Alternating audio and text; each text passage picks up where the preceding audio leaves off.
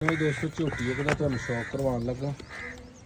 कट्टा ये मगर है सूई नू अज 6वां 7वां दिन शौक झोटी का करना पूरा तसल्ली ना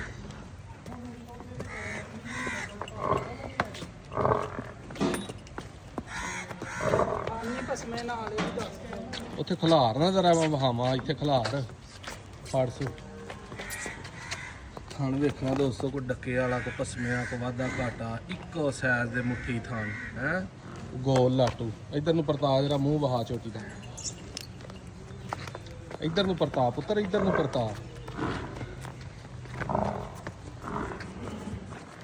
इत्थे ए बड़ियां हुण अखा चलो तोरो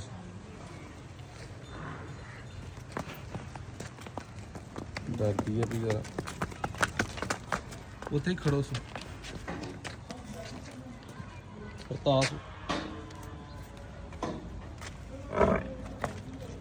नंबर दोस्तों बिलाल भाई ना रबता कर लेना 0329 72 71 181 तरीहा ही कितनी हो गई है बिलाल साहब